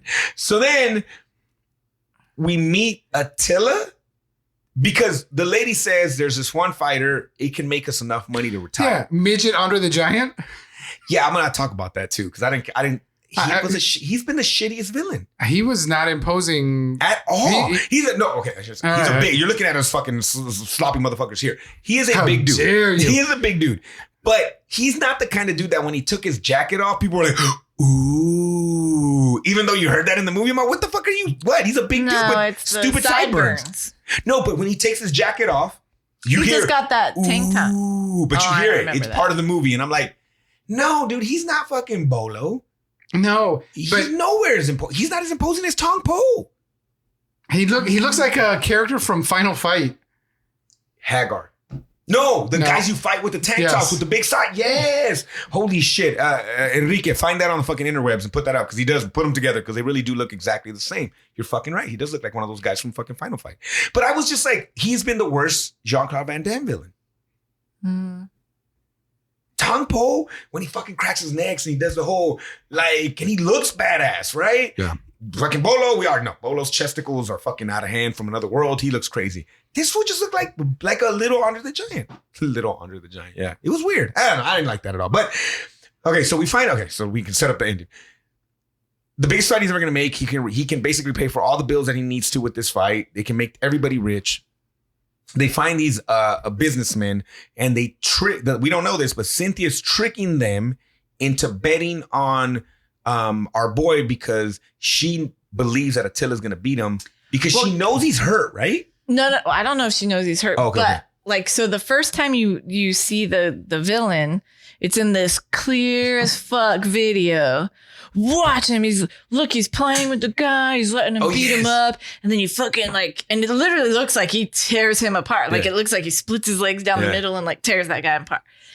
And then she goes to the puppet. Then she goes to the dudes where she's like, the rich guys. Yeah, come on, let's place your bets. I found a guy who's gonna she made a dub of it. Yes, and the video she shows is a fucking weak ass video. It's a video from 9mm that makes it look like, we had a hard time getting this video. No, she says out. that. Yeah. She goes, you know what I had to do to get this video out? I'm like, bitch, you had that shit in your car. What are you talking about? Well, because it's all grainy and it cuts out the parts where it makes him look good. It just shows the part where he's getting beat up. She kept pausing, and then that's how you know there was a scene with boobies. Yeah. All of a sudden the tracking went. Because the video got paused too much in that spot. So again, she's setting up the fact that Jean-Claude Van Damme's going to win this fight. Yeah. Because look, he's not that imposing, but she knows the truth. He's a fucking monster or whatever. Right. Well, because she wants to make the money bet and Exactly. And she wants to But backstab him. I thought it was cool that she went through all the effort to put the video together or whatever. And I was like, wow. I was like, all right. So she wanted to screw him in the end. Like, This is the long game. We find out that she screwed Joshua. Yeah. Okay, hold on. How does that work? How old is Joshua? Yeah. Like, That's the why he numbers has don't a work limp. out. But he did have a limp the whole movie. Like old school Did pimp. he though? yeah. Okay, I was wondering about That that. would switch legs? It might have switched legs, but he did have it all the whole Okay. movie. So then we get to this final fight. He said it. Sideburns comes out. Sideburns comes off a plane with some imposing fellows and a cat. And he's holding pussy. He's holding pussy. He sure is. He's holding pussy and stroking it. Yeah, stroking that pussy. You know what? When you're starved, they just let you. That's what I've heard. So he's holding a cat, guys. Allegedly. So then they get to that rich house where they're having this fight. Bets are coming in from all over the world. In every language, too. In every language. There's one guy that's super extra mad. He's like, that was an hour ago. Where were you? It's time to go. Yeah. I don't know what the fuck's happening. Josh had to put his bet down. Yes. He tells him, go put all my money on me. But then he kind of like stretches like, And then Joshua knows he's hurt. He tells him it's not worth it. You're going to get fucking hurt forever. Like, I'm hurt forever. Look at my limping. And I don't believe it. If you ain't limping, you ain't pimping. That's not true. So he's like, don't do this. Don't do this. But he's like, fuck it. I need to do this. You put that money on me. And then we don't see if he does or he doesn't. That's what I was going to ask you because It never it's really, a little vague. But it never says if he did. Well, they do say like there is a point where he says like the bet was against you. Yes. I bet it on him. I bet it on Tilla. But did he say that to piss him off? That's what I thought too. And then, but they never be like, we're rolling in the dough. Like there's But they're ever not ever. mad about the money. No, because at that point, I think you fucking won and He's like, you survived. My bones hurt. Yeah. Because doesn't he say something, or I'm trying to remember, isn't there a part of the movie where he says something about pissing a guy off to get him to fight? Or am I mixing up two movies? You're making up a movie. Am I making a movie? Okay. I thought there was a conversation earlier where he said something about getting a guy so mad that he was ready to fight. No, I don't think so. No? Okay. I might seriously be making up another fucking movie in my head. I don't remember. Maybe there's a scene about that in the fucking Hustle movie that I watched this morning. So I don't know. So so I think this is what I'm thinking. So the movie shows him telling Jean-Claude Van Damme he bet it on the other guy. Yes. And it pisses Jean-Claude Van Damme up and he beats him. I really thought he was doing that to motivate him. To go, you bet wrong. But they God damn, he did. But they never say one way or the other, so we don't know. So they fight in a fucking tent. Yeah, man. All the cool fucking places you fought before, it's a fucking tent. Yeah, but it's one of those. It was like a fancy tent. Like one time it's the Bakersfield Convention Center or the business conference, Bakersfield Business Conference. I got tent. invited to the Fashion Institute's fashion show once. Okay. And it was in a giant tent at over at Long Beach. Not Long Beach, over at Santa Monica. Okay. It's a super fancy tent. Okay. Okay. Well, I thought it was with a fucking the runway, circus and tent. then stereotypical people came out. I want to say Okay. But yeah. So at one point in this fight, the fight was shitty too. I don't know. Did you guys like the fight? I didn't. It was dumb. It was a lot of fucking kicks. And my favorite thing in the fight though is when Attila donkey punches him on top of the head. It's like, God damn. I was like, God damn. Well, he kind of lays into Attila first, right? Yes. Because he that's lets him how toy with Attila it. fights. Yeah. And then he hits him. And I love Attila's face when he goes, oh, fuck, you're hurt right there. I've won this. And he starts pounding on that shit. But at one point, are Van Damme's or Leon's kicks and punches harder? Because he's giving him his all. You tell me that you bet When does wrong. it turn? You hulked him up? It hulked him up. I that's why I think he told him that. It did. It hulked him up. Because he was like, don't you, like, but he's also saying, like, don't get hurt for this. It's okay. Just throw the fight. And that's when I was like, did you bet against him or did you not? I think he bet against him because he's like, dude, just go down. Well, this fucking movie sucks at the end. Go down. Oh, no. Yes. Oh, they don't get any money. They have no money. Holy shit. They have no money is what I think. Or if they do, they don't talk about it. He wins. Well, you don't talk about money or politics. Come on, you know that. He kicks the shit out of him. Of course, there's like 13 roundhouses. He also kicks the shit out of the bodyguard that was a hater to him. Okay, this was a funny thing. He kicks Attila into the crowd. Yes. They all stand out of the way. He's fucking kicking, punching, beating the shit out of him. He finally fucks him up. He looks over at Cynthia one last time, and Cynthia's breathing hard. The fuck is she breathing hard for? She just stood up. She's about to lose all her fucking money. So she's in. Oh my god. Yes. Okay. All right. Okay. Because Where's my fastest exit? Because I gotta get the fuck out of Yeah. here. And I love the rich guys. They're like, thanks for the tip. Ah, bitch. I was like, God damn, these fucking guys are assholes. Oh my God. So yeah, where's that guy come from? But yeah, so then she loses all her money. She tries to leave. They arrest. Well, they're not arresting her. They're probably fucking gonna murder her. But they get her and they take her back in because she has to pay everything. Yeah, but I'm telling Stevens, like, what kind of crappy businessman are you? You took an unsecured loan for a $250,000. Yeah. Well, number one, but number two, she's like a shark. She's she's a ruthless businessman. Mm-hmm. So you shouldn't have to be like, hey, bring her back in. She's good for it. She should have that money. She's ultimately good for it. She owns buildings and shit, doesn't she? Or I don't know what she does, but she fucking makes a lot of money off these fights. So. She makes workout videos. So yeah. Okay. So then we get to the very end. We get the sad goodbye. Leon says bye to everybody. Every time the family comes out, they have their sad theme. Yes. It's the same. You're right. It's the same the song. Legionnaires come to take him away. Yeah. The sister can never make herself up. Good goddamn. It would kill her to fucking dress up a little bit. But whatever. Bro, she doesn't have the money for that. Whatever. What the fuck ever. They bought a bike. They bought a bike. You're right. I'm sorry. She doesn't have money for adequate empaque wear. She doesn't. She's dressed in a regular fucking clothes. Yeah, I'm like, no, you don't wear that. Oh my God, you don't wear put that. up your hair. Don't get caught in the machine. Yeah, you got to be safe. Your fucking long sweater should not be worn at that point in time. But he says bye. He tells Joshua, can you please take care of the family? I don't know how the fuck Joshua's taking care of this family, but he's in the house now and he's going to take care of the family. And he jumps into the car with the Legionnaires, the French, right? And they drive around the corner. They park and they're like, get out.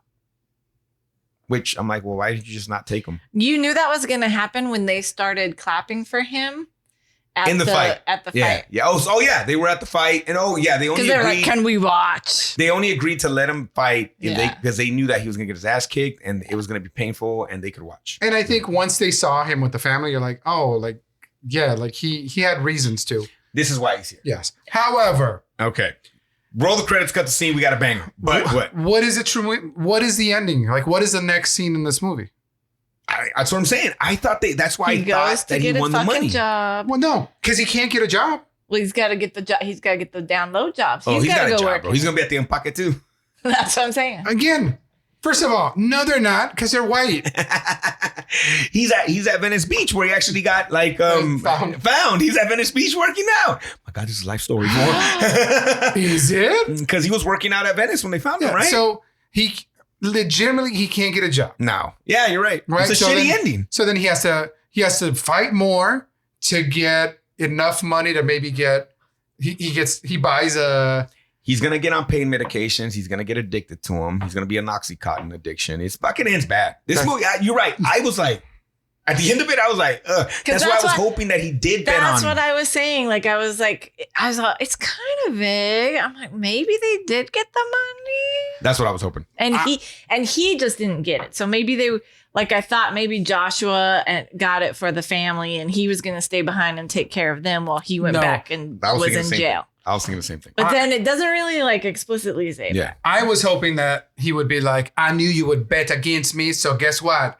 I bet on me $1 million or whatever. And then okay. Since apparently you're giving just unsecured bets to anybody. That did cause a housing crisis back in the days, Doc. So I mean, that's actually what was happening there. Yeah, I don't know. Okay, well, here we go. It's kind of big. Would you tell people to watch this movie? You know what? Watch the fight scenes, but in the 30 years that have passed, there are much more compelling Jean-Claude Van Damme fight scenes, and there are better fight scenes in general. This is a if you want like this little snapshot into kind of here's what the 90s were, but not really, because it's very stereotypical and a whole bunch of stuff. Just YouTube best Joshua scenes from Lionheart. That's what I would tell you. Yeah. Like, honestly, I didn't care. It's been my least favorite of the Jean-Claude. If that exists, I would just say scrub it and Just watch stop them. every It's available on 15, Amazon. stop every 15, maybe watch a few minutes and see where we're at in the thing. And We literally told you everything that happened, guys. Yeah. The trailer told you everything that happened. Yeah. It really is. I'm gonna just say this out loud. I'm gonna go crazy here, guys. I don't think we need to look at our top 10 list for this week. How dare you? This is my number 7. And you got to This think is about your what number 7. Where of the 3 we've watched, and we've only watched 3, right? 3 Van Damme movies? Yeah. The one with the brother, Kickboxer. Kickboxer. Bloodsport. And this one. Yes. Yeah. It to me, That's it's the my order. least favorite. That's the order. Yeah. I mean, I can argue Bloodsport. I mean, and then once we put Street Fighter in there, but this is obviously not my favorite. number 1 with a bullet. Does this movie change your hot guys list at all? It doesn't. There's nothing changes in my hot girls list. I'm gonna tell you that much right now. Except for that lady with the blood. You didn't like the lady the, with the blood. You didn't like the sister-in-law? The sister. For most homely. Sister-in-law. No, because even though like Van Damme is Van Damme, like I've never really thought of him as like the hot dude or whatever, if that makes sense. How dare you, Nickel? All right. Well, hey, Jean-Claude Van Damme is going though. Next week we are watching not just. Oh no, wait. Are we doing? Which one are we doing next? Double Impact. Not just one Van Damme. We're watching 2 Van Dammes. Okay. You thought this movie was fucking crazy. Imagine him playing Leon and Joshua. And that's what you get in Double Impact. He plays the clean-cut, white-dressed good guy, and then He plays Tango and Cash. the slicked back, dark. He plays Tango and Cash. Yeah. He plays Tango and Cash in the same fucking true. movie. Why get Stallone and Swayze when you can just fucking get him? For half the price, you get me. That's right. All right. So that is next week. When is that available, Stevens? It's pretty much available anywhere, but you can stream for free on Prime, Roku. It says Showtime also and Tubi, Showtime. but you can rent it anywhere else too if you don't have those. Check it out on that Amazon, guys. All right, Barker, where can they get hold of us and want to let us know anything? Hey guys, want more Super Bros? Go to www.linktr.ee/Gung-Fu-Super-Bros.com. Please rate, review, or leave a comment on Apple Podcasts, Spotify, Google Podcasts, YouTube, or wherever you watch or listen to us. If you are on YouTube, subscribe. We need to get to us. Did you just whistle? Hey, I can't even do it now. That was awesome. Sorry, continue. That was awesome. If you're on YouTube, what? Subscribe, Yes, hit that because we bell. have to hit a certain number in order to get our name. Come on, man. So Help us. I'm out here nameless in this bitch. I think we're 40 people away 40 people away. from actually getting In a row. youtube.com/Gung-Fu Super Bros. Come on, come on. But hit that bell for notifications. Enrique works very hard to make these videos, guys. Yeah. Yeah. So leave him a like. Or, Yeah, for sure, Or man. dirty comments. Only to Dirty Enrique. comments. Only to Enrique. Like dirty comments? Yes. Like sexy Look, ones? here's a picture of him editing this. One right here, too. And here's one of Van Damme's ass cheeks. Oh. Yeah. So there you go. All right. But if you listen to us on YouTube, then subscribe to the podcast. Like we need to feed each other. So if you're the only podcast, just hit the thing on YouTube. If you're on the YouTube, hit the thing on the podcast. And then if you want to hit your own thing, do that too. You know what? All right. Boing. Boy young. Or finally, sorry guys. Look, he can Or edit this call a down. number. Yeah, go But ahead. you can leave us a voicemail at www.gungfusuperbros.com or call 661-401-5941. Mike Jones. Be part of our show, guys. Similar to you doing Miracle Miles. Running bleachers. That's what happened today. All right, Barker, say bye. Be good humans, guys. Mahalo. Super Deuce Stevens. Bye. Hey, Enrique, next week, bud. Let's make it happen. And remember, my name's Ivan. Love you guys. And similar to Jean-Claude Van Damme in Double Impact, I'm doing 2 people in this quote. So get ready for this can't one. wait. It's going to be just me saying Hold it on, twice. I wanna- Wait, pictures. He's just trying to help a woman out. That's all. Is he fucking her? Cynthia, you one cold, hard, sick bitch. You know that? I asked you a question. Bitch, he don't even step inside the apartment. She don't know where the money comes from. I was there.